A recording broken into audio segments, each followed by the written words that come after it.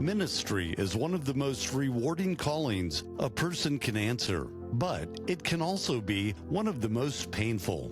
Whether you've been forced out of a church, burned out in silence, spiritually wounded by those you trusted, or you're simply trying to make sense of the hurt, you are not alone. Welcome to Wounded Leadership, Stories from the Wounded, a podcast where pastors, church leaders, and ministry families come together to share their stories with honesty, vulnerability, and hope. Your host, Dr. Matthew Tanner, sits down with real leaders who have walked through the fire and found their way to the healing process on the other side. We believe that your story matters. We believe that healing is possible, and we believe that helping those who have been wounded in ministry find healing isn't just a mission, it's a calling. So, grab that cup of coffee, pull up a chair, and let this conversation meet you right where you are.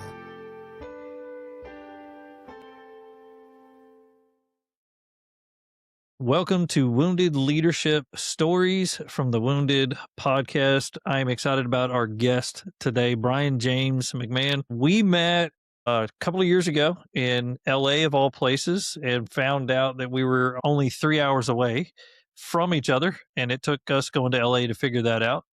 Met again in Houston and connected again, and so here we are.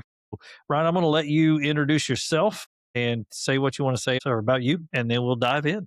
Yeah, thank you so much for inviting me on to swap some stories. And I think storytelling is so crucial to how we function as humans. Absolutely. I think somewhere along the way, we've lost touch with being people of story and the way that we tell stories. And so I love what you're doing here and the centering of not just the story, but the telling of the story and the way that that engages and is part of how we heal and form and grow. And so yes, I'm Brian James McMahon. I'm the founder of Church WellCo, which exists to help the church reimagine its relationship to one another for its own flourishing and well-being.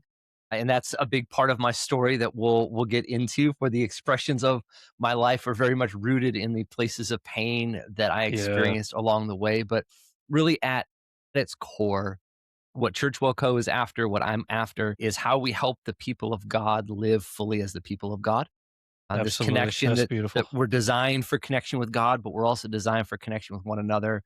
And the one anothering piece gets really, really complicated. It gets messy, doesn't it? Yes. Sometimes we're not that good at the one another part. Correct. I mean, I've been a pastor for a long time, also a licensed marriage and family therapist. And in all of those contexts, the human to human relationship creates messes, gets in the way, causes spiritual implications as well as just lived experience implications. Yeah, so that's what we're here to talk about is some of those messy points, some of those painful points, and what they meant, how they happened, and how God healed. So take us back, brother. Where did it all start? Well, it's as I was thinking about the anticipation of telling my story, right? There's so many ways that we can tell stories and tell our own stories and kind of what's our vantage point? Where do we start? Where do we pick up? And when I think about my story as a whole, the through line for me has really been friendship and the longing for friendship and the wrestlings with the experience of friendship. And that goes way back for me. I think for a long time, I tethered it to a certain moment in my life when I was 10, my family left our hometown in Western New York and moved across the world to China, where we became missionaries. And we lived on the mission field in Southeast China for a long time. Yeah, that's no culture shock for a 10-year-old at all. At all, right? And so now I'm moving to a context that doesn't speak my language, that doesn't know my culture. I don't speak their language. Yeah. Storytelling is impossible if we don't have shared language and understanding and all of this, and friendship became complicated. But I do think my wrestling with friendship preceded that. And when I look back, part of the bigger picture has been, the longing for friendship has been something that I've carried my whole life. Like I actually remember I was probably 7 and my family was friends with another family and we grew up in a homeschooling environment. And so it was another one of the homeschool families. And there were 2 brothers in that family that kind of sandwiched me. One was a little bit older and one was a little bit younger.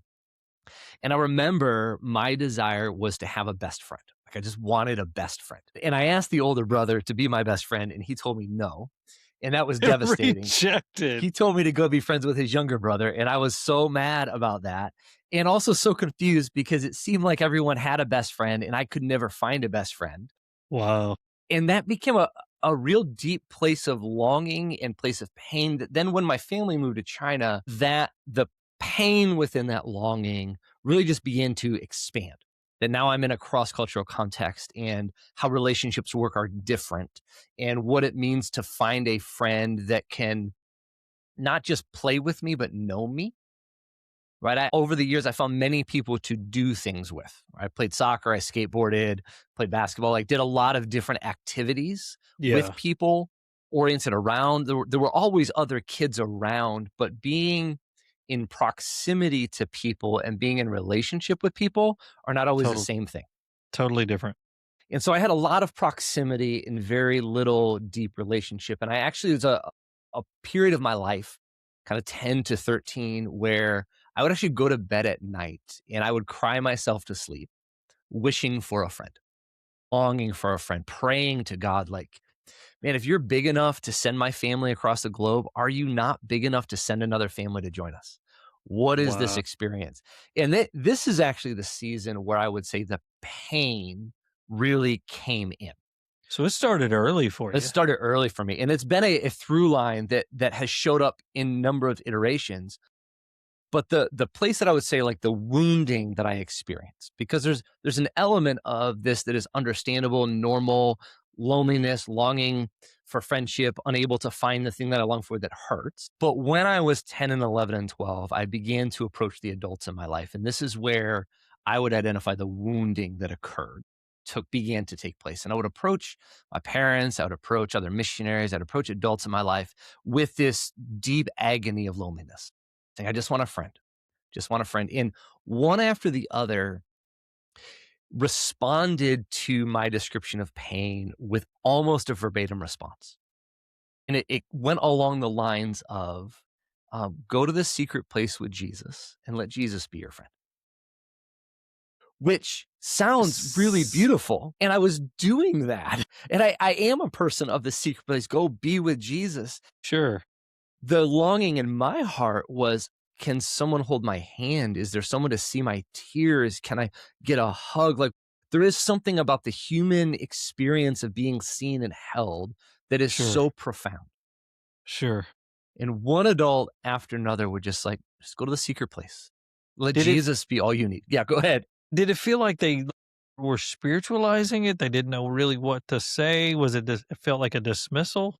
Well, certainly it felt like a dismissal because eventually I just stopped asking the grownups, what do I do with this? Because the answers that they gave felt so shallow and hollow. And I look back at this now and go, oh, there was a whole generation that also didn't know how friendship worked. And they had embraced their own loneliness and settled for the secret place being all that they could have. And so in some ways, I don't hold this against them. I look back now and go, oh, they gave me what they had. They gave me the best answer they could come to. But it was one that really disoriented me because it left me going, I feel like what I'm saying is Jesus isn't enough. That's the difficulty because, it sounds great, just Jesus and me, and that's all we need.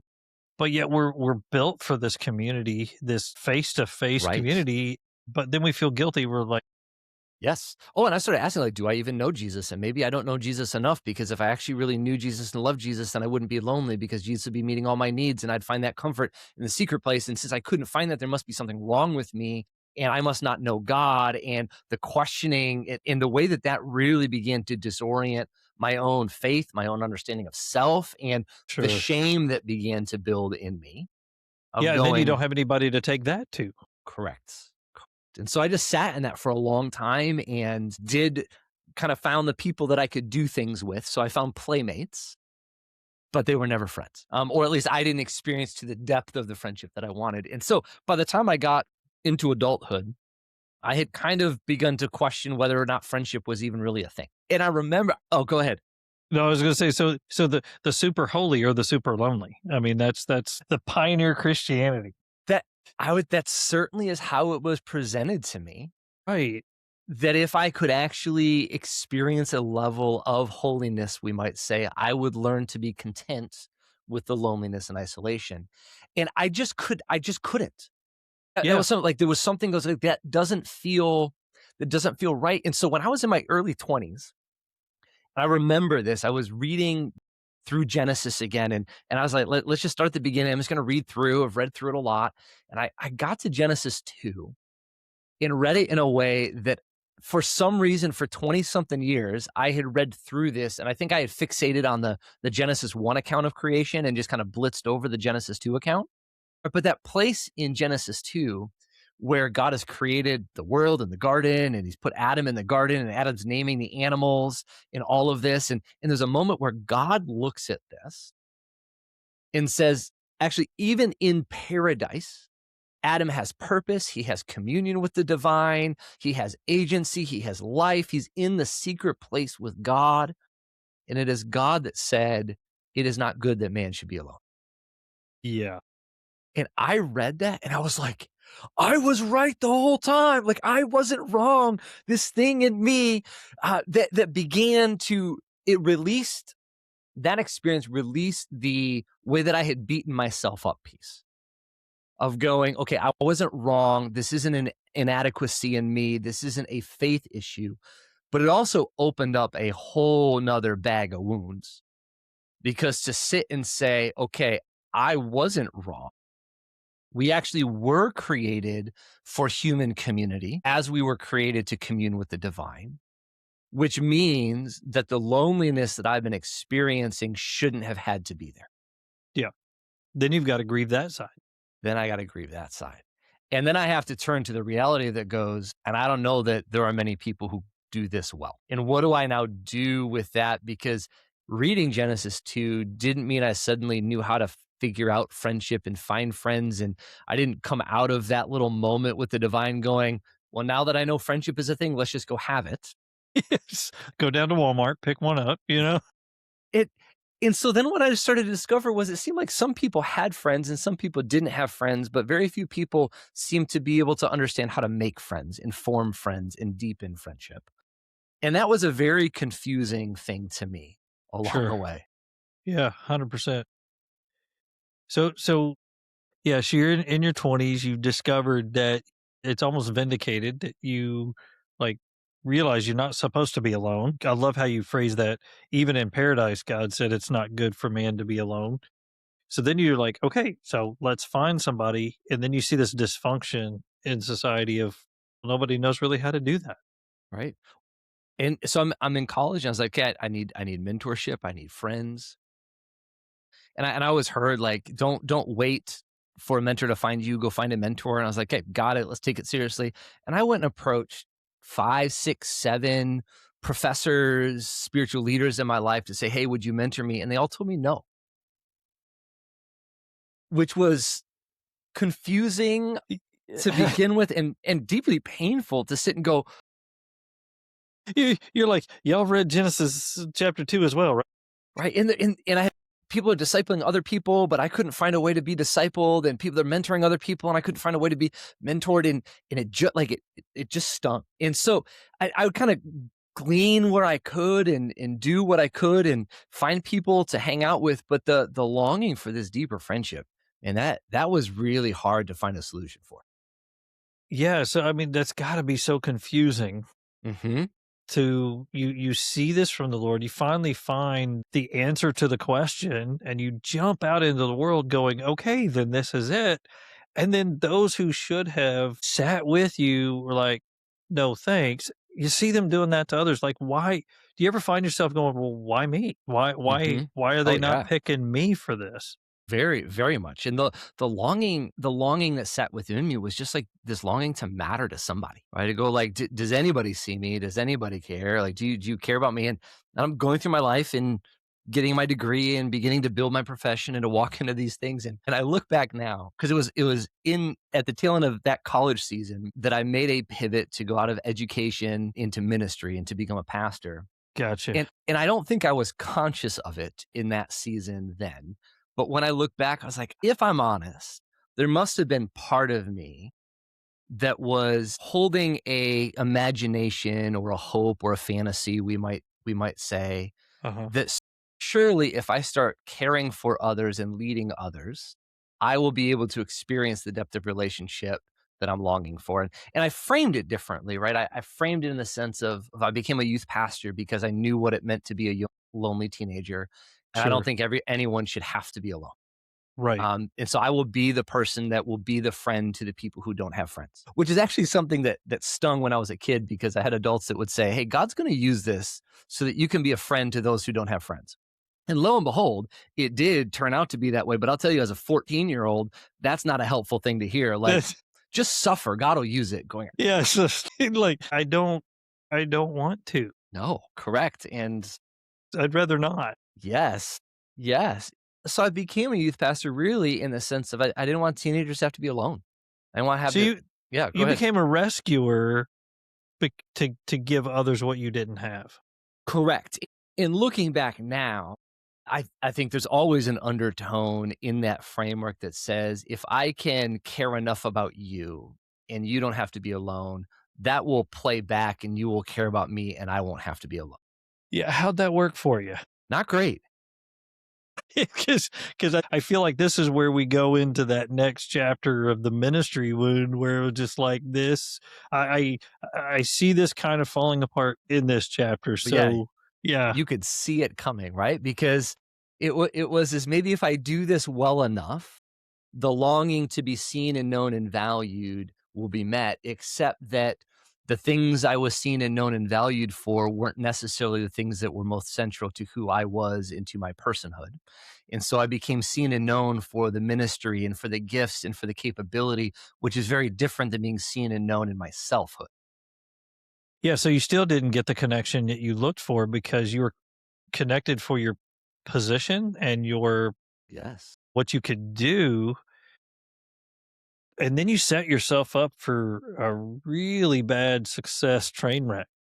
Yeah, in that, I mean, that's part of my story, and in the Yeah. building of the ministry that was unconsciously also intended to meet my needs, it put me in a spot where I'm starting to compromise boundaries and overextend myself and Yeah. doing the things like the way that I loved and the way that I ministered and the things that I did were deeply meaningful and real and true and coming from the heart.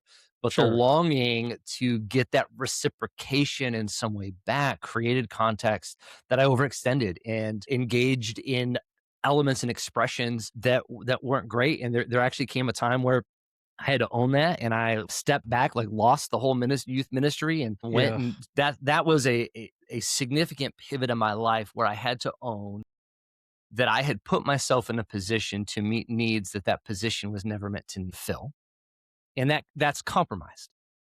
Sure. And so I spent the next 2 years driving a delivery truck, trying to face my demons, sit in the dark, grapple with the places of pain, went to therapy for the first time to sit and go, I don't even understand any of this. Yeah, that man, just describe that loss of that position and that loss of that ministry, because that ministry was your connection, Oh, yeah. or what connection you had.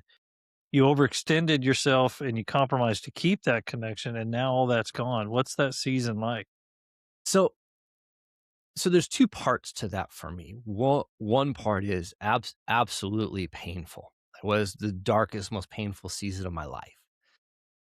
The grieving of the people that I had let down and disappointed, and the reality that I've now caused pain to those that I intended to prevent pain for, and that was a whole massive piece. But the other piece to this was the people who showed up for me when I was in pain. Talk about that. So I had one of my mentors, who I don't think most would identify as like a deeply emotional, empathic, sit in your feelings kind of person. Yeah, Deeply caring, but there was a series of days where I didn't even want to get out of bed, and I was like, let me sure. just stay in bed, let the darkness take me.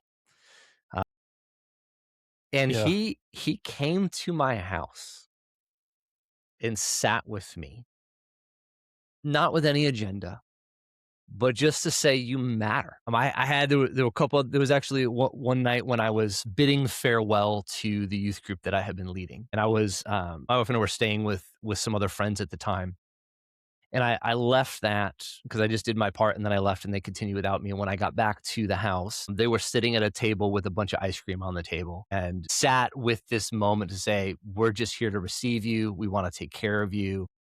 And this experience that says, like, this is me at my worst. And you're intentionally setting a table to sit with me. That was a different experience for me.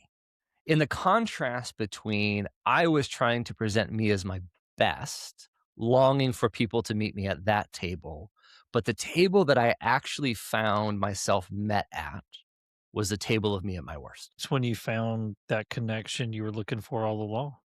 And that's what, yes, that is where I first tasted it. That's where I experienced it. And I will tell you, those experiences have shaped my entire framework. Absolutely. Everything that I do, everything we do at Church WellCo comes back to that experience of going, certainly there are many forms of connection. Certainly there are many forms of relationship. And the way that I say it now is that the trust to carry heavy things is formed by practicing carrying heavy things. And that friends that I can laugh with are not necessarily friends that I can cry with. Because if I build the trust that says we grow together, we laugh together, we celebrate together, which is true and beautiful and it can be authentic. But when I have friends that I can laugh with, I am not sure if I can cry with them. That has not yet been tested. However, if I have friends I can sit with and cry with, every single one of those I know immediately I can laugh with. That in many ways, the trust goes from heavy to light, but it doesn't go from light to heavy. And I sat and going, oh, this has been the challenge is relationships that I had observed, borne witness to, seem to start at the bright light, grow, celebrate, play. And I couldn't figure out how to get it to the deeper place that can carry the heavy things that actually sustain life, that actually do what Paul says, that they fulfill the law of Christ by carrying one another's burdens. Yeah. And I couldn't figure out that transition until I had these experiences, said, oh, if actually we start with some of the heavier things, it creates all the space to grow light. So this, I would say this built the framework, or this opened the imagination that then was challenging to bring into lived experience over the next decade of ministry. Well, and that picture that you just painted where they set that table for you in your lowest moment, I describe it as the friends that Job should have had. Yes. You know, not the advice, not the fixer, not all of those things, but just sitting with the ashes or sitting in the ashes with him, hurting with him, Yes. owning, carrying that pain. And I love how you said, if you find somebody that can do that with you, then you can laugh, you can live, you can do all that other stuff. That's easy to add. But we're taught to create connection, like you said, from the laughter backwards. Yes. Yes. So we missed it. Yes. And then the other thing that will happen is even if I could say this from experience, even when we get the imagination that goes, oh, okay, so we need to start with the heavy things. There's this part of us at times that goes, well, I need to know you can carry like the full weight before I give you anything.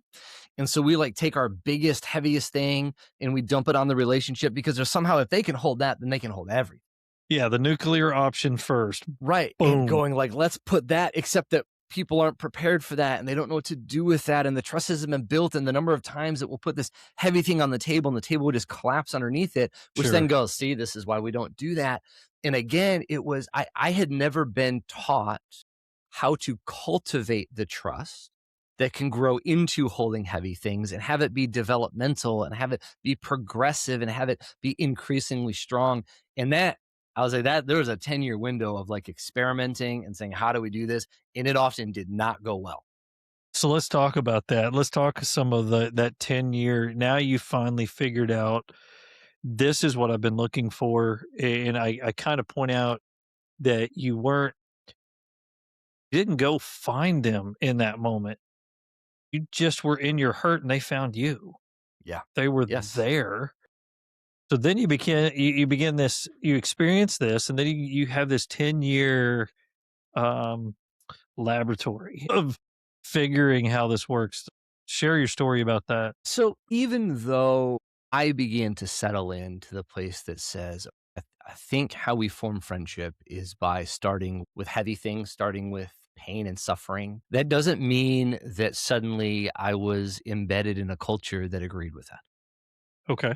That actually, while I continue to find that most people have the longing to be fully held and fully seen, most people also carry a terror of being held and seen. And there's this idea of going, oh, it would be really nice to be known that deeply, until being known that deeply means being known and seen and revealing and putting things out. And so there were a lot of experiences where the desire for deep relationship was spoken, and it would excite me, and I would like, okay, let's do this. And then like, I'll go first.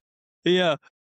And then they wouldn't meet me there or not very far. And then I would go, well, if I keep going, let me keep going. I'll keep being Let me- more vulnerable. I'll keep telling more of my story. And at some point, I will be brave enough for the both of us.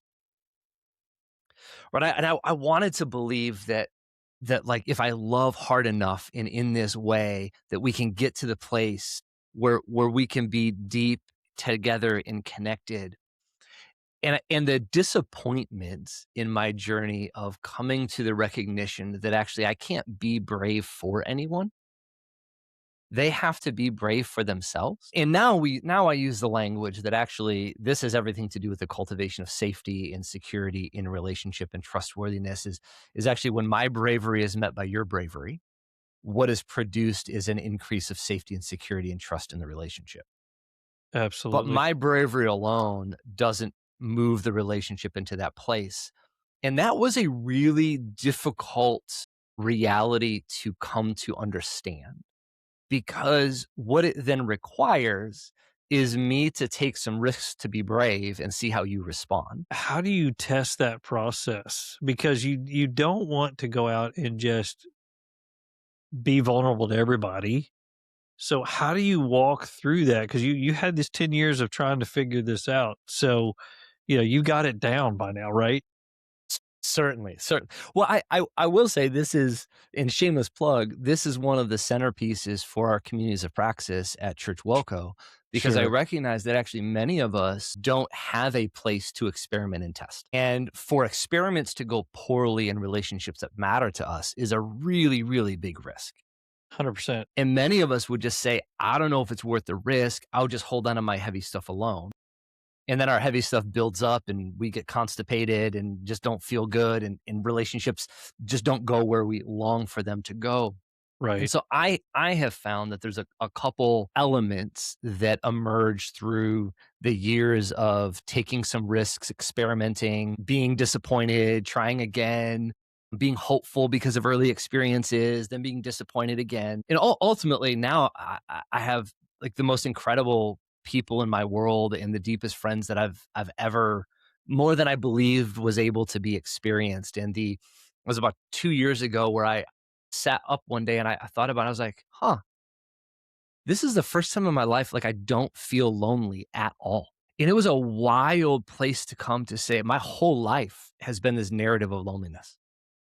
And to find myself in a place where, yeah, no, I'm not lonely. Actually, the place of greatest disappointment is I don't have enough time to spend with the people that I deeply care about. Not the absence of those people, it's the absence of time because the people are there. Yeah. Yeah. And that has been a trip. But between there, right, to go from there over these 10 years to get to this spot, Sure. one of the things that I had to do was to say, okay, let me listen to the stories that are being told and let me listen to how they're being told. Because when we start to pay attention to how other people are talking, we begin to notice actually that person referenced a story of difficulty and pain. Whether or not they told it fully, they referenced it, which gives me a clue that there might be room there to tell more story. Yeah. And there are some people who just, you don't hear that language at all. And it doesn't mean that they won't or they can't. But as I'm looking at experiments, that I'm paying attention to who's already in the vicinity of openness to talk about difficult things at all. And so I'd pay attention. And then when I'd hear mention, it would cue me in and say, okay, pay attention. Let's lean in with this. And Yeah. so I would either ask them more about that story to see what they tell, or I would take a risk to say, hey, can I share something with you? And I would I'd just kind of place that on the table in the framework that I use now. And this is drawn. Tom Hughes had a book called Curious that came out years ago. He's a pastor down in the LA area. And in it, he just kind of references this framework that I have taken and run with. But he talked about being honest, more honest, and most honest. Gotcha. And when I heard that framework, I was like, oh, this makes so much sense to me, that the longing is for relationships that are most honest. That's where we want to get. That's where we want to go. And the thought process is, if we can dive most honest, then we can live there. But actually the progression is incremental and it's learned. And what I would do is I would go right to the most honest. And then like people get scared or they get overwhelmed or they didn't know how to go there themselves. And I would come out with this interpretation of like, see, you don't want it, you're not interested. And so in the experimenting was learning to say, can I just be honest? And in the way that I break it down now is like, honest is like book title and table of contents. Gotcha. More honest is you get some story titles, some themes that show up throughout the book, maybe an example of a story. And then the most honest is you get the whole book. Wow. And so I would have to start by going, okay, how can I learn to just be honest? Which for me would actually feel rather incomplete. Like I'm not telling you the whole story, but what I want to know is like, can you even hold the table of contents? Yeah. Can you engage with me? And if I give you my table of contents, are you sharing of your table of contents with me? Because if I share my table of content and that freaks you out, there's no way you're going to hold more. It's like you're not going any further. Like, useful information, disappointing information, but useful. But if I can share my table of contents and you ask questions about it, and that tells me, oh, you're okay engaging this, and you might even share of your table of contents with me and we engage, that has solidified that, hey, at this honest level, oh, we can go, which then says, now let's run the next experiment, which goes, let me give you some themes. Let me go a little bit deeper, and then let me see how I respond. And some people will go, whoa, nah, that's not the relationship I'm looking for. Then I go, okay, so we just need to, our relationship is going to be in the honest space, which to me, disappointment, bummer, but also protective to know, let me not ask you to go where you don't want to go. And to some people, that's enough. Correct. That's all they're capable of doing at that point.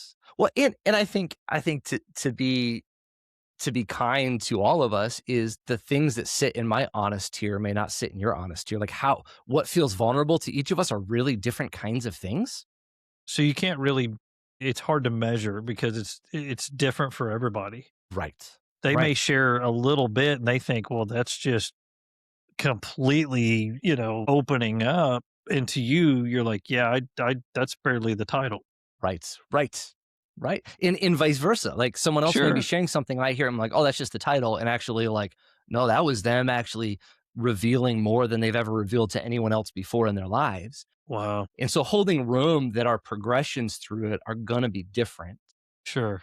But running experiments at each level and grieving the relationships that maybe can't move to the next level, and accepting them as they were. And so over the years, I kind of hit a spot where I said, maybe that more honest level, because I did find a number of people that could go to that more honest level.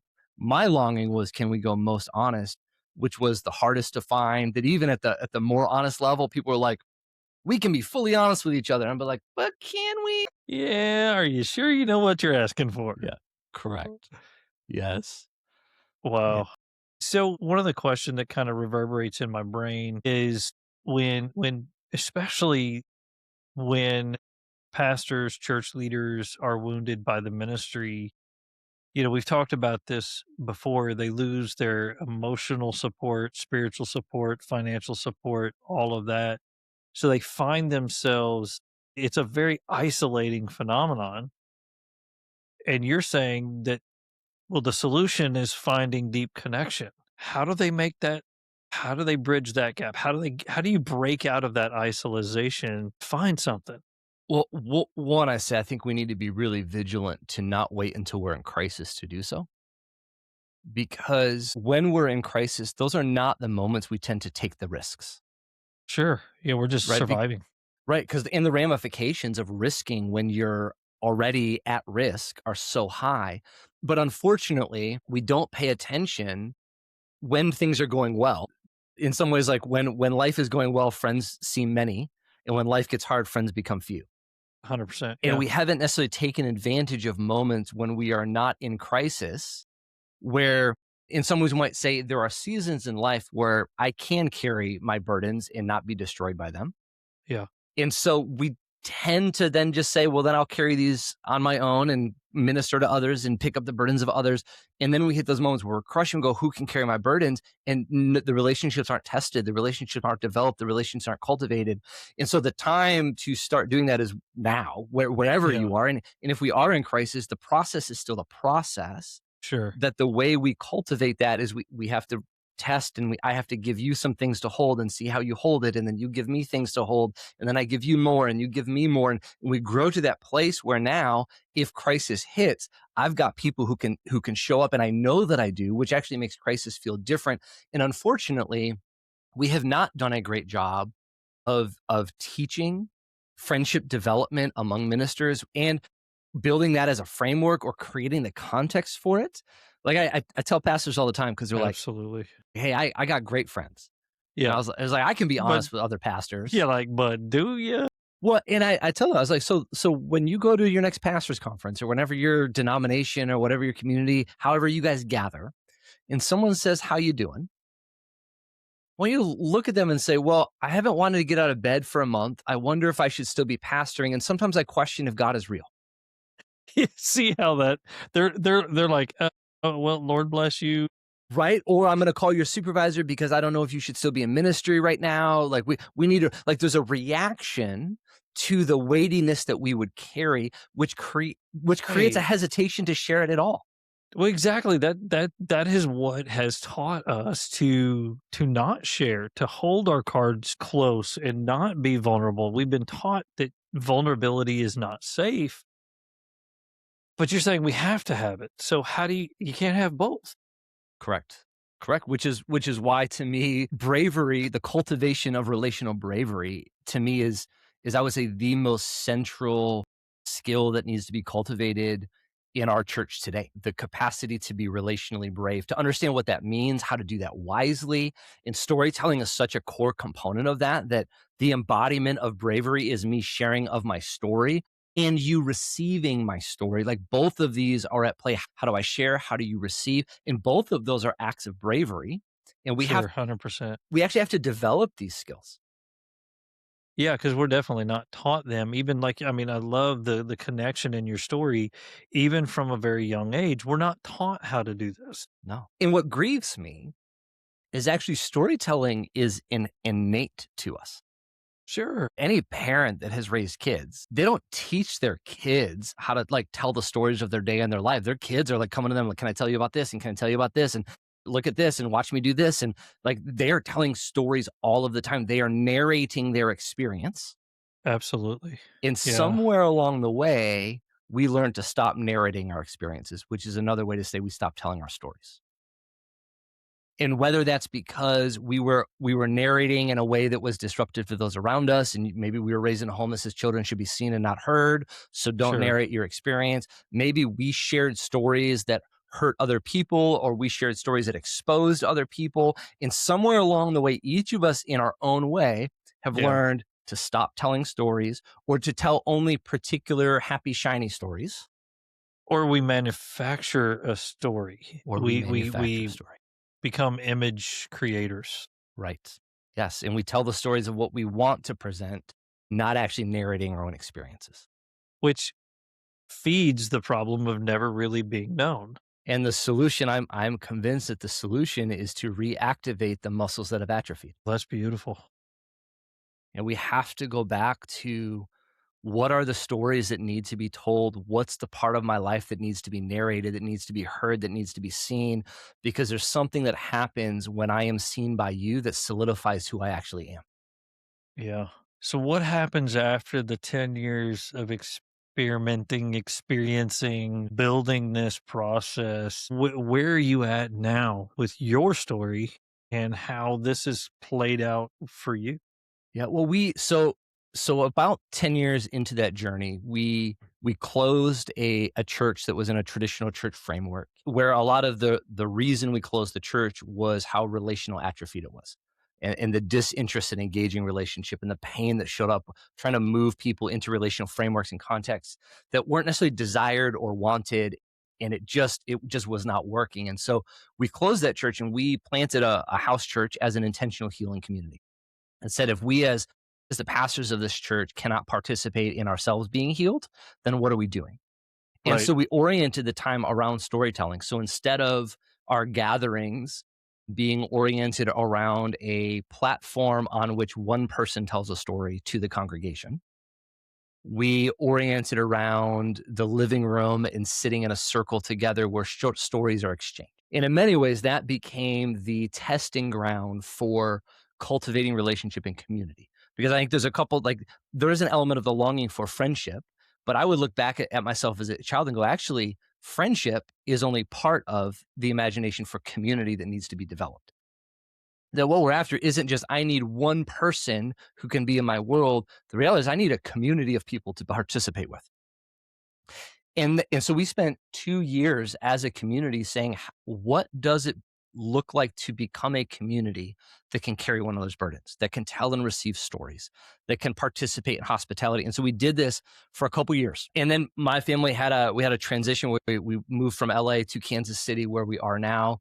And initially the imagination was, okay, let's do this again. Let's plant a church. Let's gather people around, learning how to tell and receive stories. And then there was a moment where it felt like the Holy Spirit really checked my wife and I, and we're like, if what you are after is building imagination in this more broadly as the church, you're going to need some flexibility to do that. And so at that point, we set aside church planting and starting up again. We rooted ourselves locally in a community with people who have become our best friends. Wow. And rhythm So you of our built that, life. you built that in an established community. You started one in LA. Now you've brought it into an established community Correct. there in Kansas City. And we're cultivating, but because we're not pastoring the church, we have flexibility to other things. I can travel, I can teach, I can Sure. do trainings on things. And it was at that time, I have a counseling practice that I started here in Kansas City that's active in growing in that way. But for me, that was where I launched Church WellCo. This is, how do we actually reimagine on a macro level how we think about one another, how we think about community, how do we think about the storytelling that takes place that influences how we structure our gatherings, whether it's a Sunday gathering or a weekday gathering. It orients around who's speaking and who's not and how we're thinking about this. It orients around which kind of stories are we telling and whose stories are we telling and how do we Sure. receive stories. And that's such a central part now of what we do. And so Church WellCo, we do provide individual support and care. We do Right. a lot of trainings around how we think about community, but really the heartbeat are our communities of praxis, where we bring kind of shared space leaders, so senior pastors with senior pastors or assisting ministers with assisting ministers, Sure. and kind of some shared space leaders who carry similar kinds of weight. And we get them in groups and we meet virtually once a month. And we just practice saying, what is a story that I'm holding? How do I share this with you? And how do you receive it from me? And we say that the floor of these communities is that we really develop some skills that we remobilize the atrophied relational skills. The floor is that we just do that and then we can go build friendships outside of that. But the beauty of Yeah. these communities of practice is how often by practicing with one another, we actually find ourselves becoming friends. Sure. Yeah. It's natural because it's natural because I love the imagery of awakening those muscles. We're created to be that way. We've lost it and we've got to relearn how to walk. Correct. Yes. And so where I am today is wild, because 8 years ago, if you would ask me, hey, what do you think about friendship? And I was like, I don't know if friendship is a thing. Yeah. I literally would have said, like, I don't know It's if not that is a possible. thing. Where I am today is like, I have it. I found it. I'm grateful for it. Like, there are so many variables that it took. It's the right people intersecting at the right time and place. And it is the cultivation of the relational bravery and the skills needed that allow us to be that kind of friend, to then be met by other people to cultivate those friendships. And it's just been a wild ride. Do you have within that framework, as you're vulnerable and it's not met in a healthy way, there's conflict that rises up in that, because the tendency at that point would to be recoil back and say, well, tried it, didn't work. How do you deal with that part in that framework?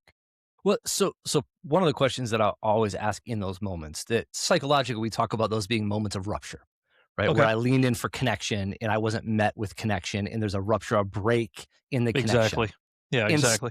sometimes that break in connection is because I asked if you could hold this and you chucked it, right? You couldn't handle it.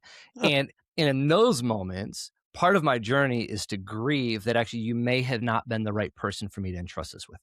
However, sometimes I share something with you and it isn't that you chuck it, it's that you don't necessarily know what to do with it.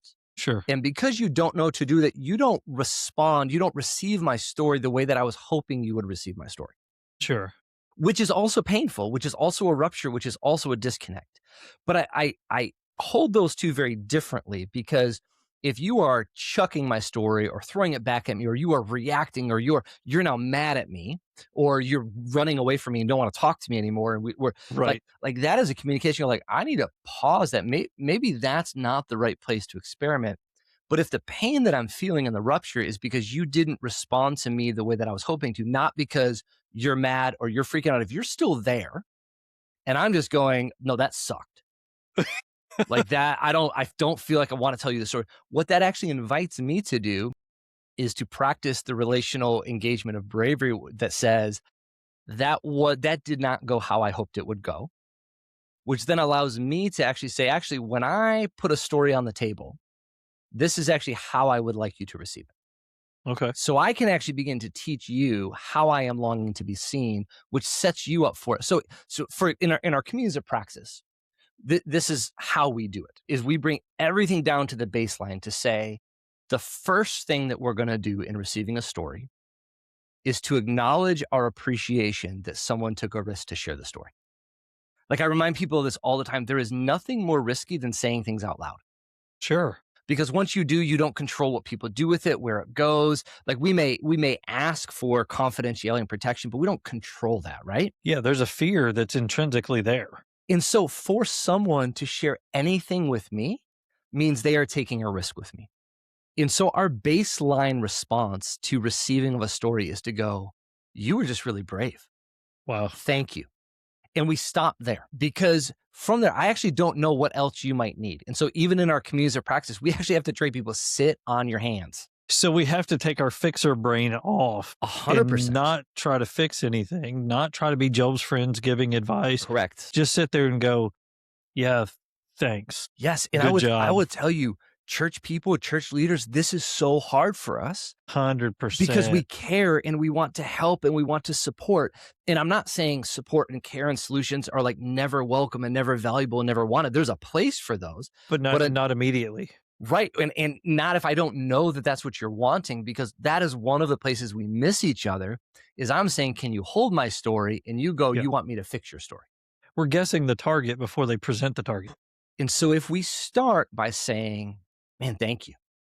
Let me hold this with you. I value you. You took a risk with me. And we sit there. Now we can say, do you want me to ask any questions? Do you want me to engage? And usually the way we say is, do you want us to engage this? Yeah. Or do you just want me to hold this? Wow. So it's inviting in. Yeah. Yes. So in all of That's those, beautiful. these are the micro skills of storytelling and of hospitality and of forming relationship that we've just lost. And so we bring it way down to say, if we can't learn how to receive a story simply by honoring the risk that was taken, and if we can't get that right, we're going to be in hot water so fast. Every time I do one of these stories, I end up with a million more questions that I just don't have time to get to. Yes. So we're gonna do another season one of these days and just go back and revisit everyone. But one question that comes to my mind that I really have to get to is, how do we do that? How do we go into communities that have decades of not knowing how to own their story, be vulnerable story? We've lost this. I mean, you talk about, to say that the muscles are atrophied is an understatement.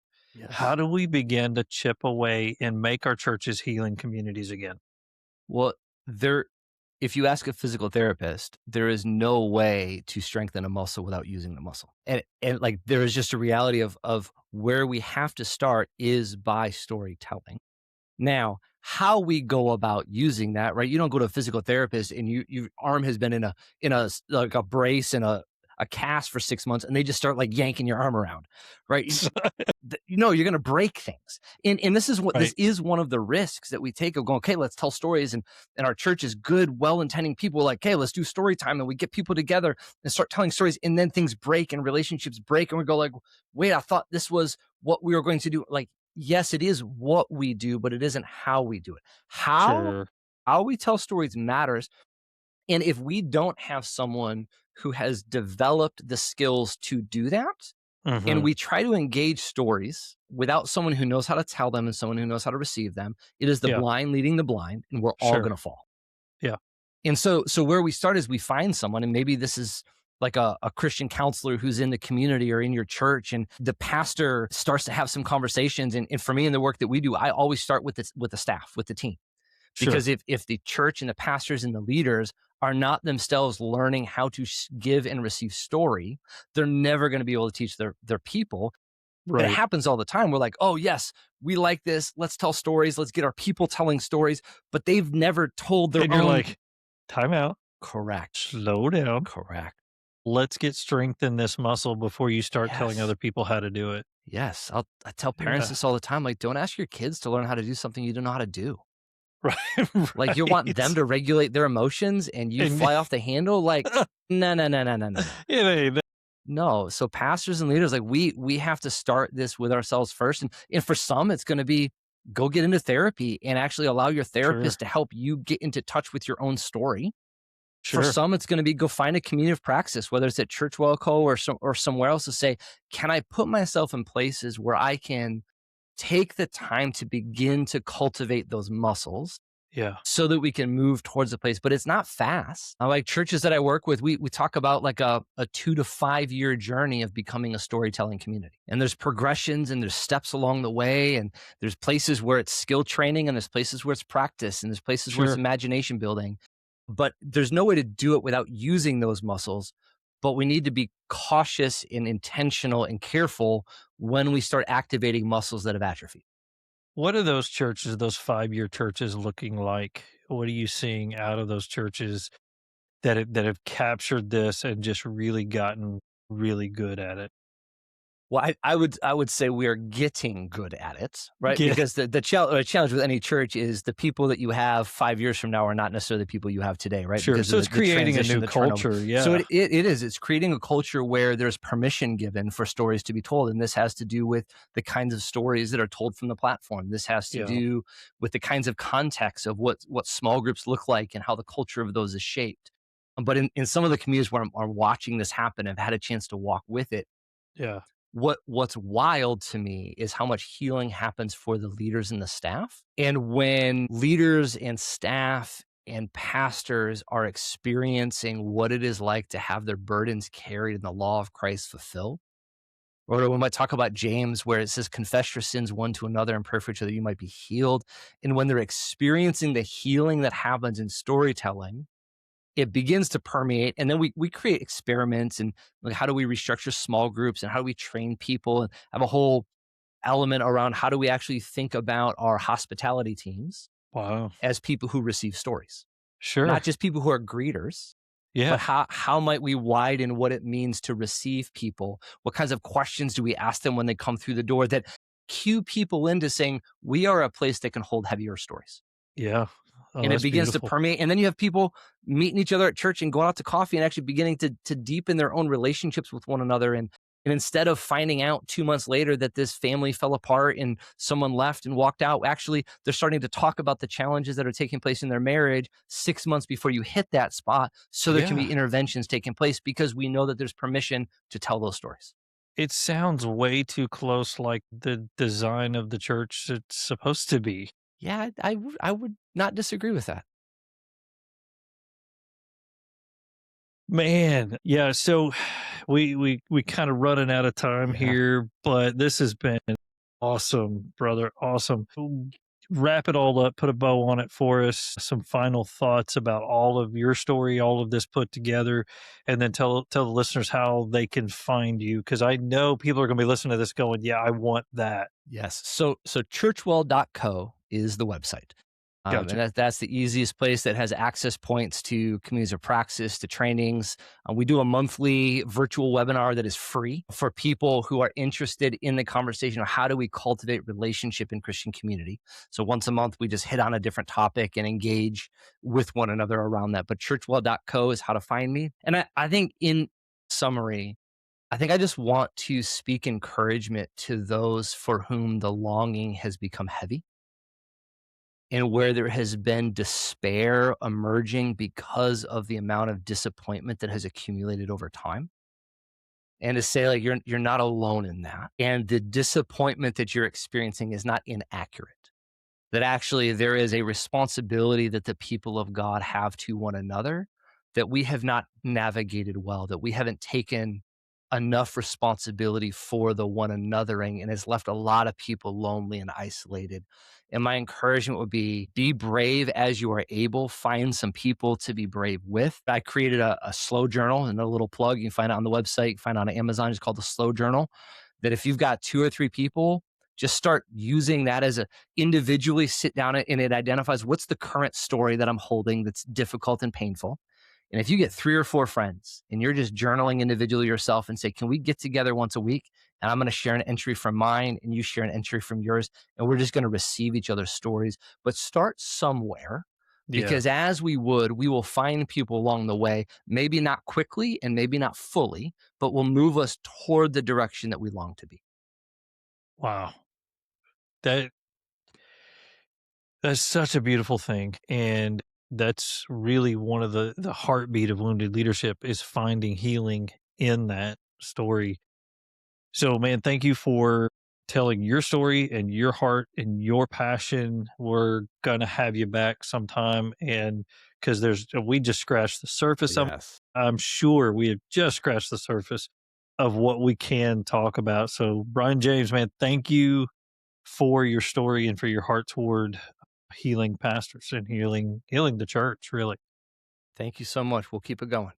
Absolutely. So, yeah, this has been Wounded Leadership Stories from the Wounded. And before we sign off, a huge thank you to Brian James McMahon and Church WellCo. You're going to want to go out, hit that website, find the resources and material, get a hold of him. I hope you're inundated with work out of this. But if this or one of our other stories at Wounded Leadership has struck a nerve with you and you're listening to this, please check us out at woundedleadership.com. We have some resources out there. There's connections. There's like-minded ministries like Church WellCo and some of those. You can get a hold of us, the Center for Biblical Counseling, if you need some one-on-one journeying together. But there's a tab called Tell Your Story. And I want you to find power and vulnerability in your story.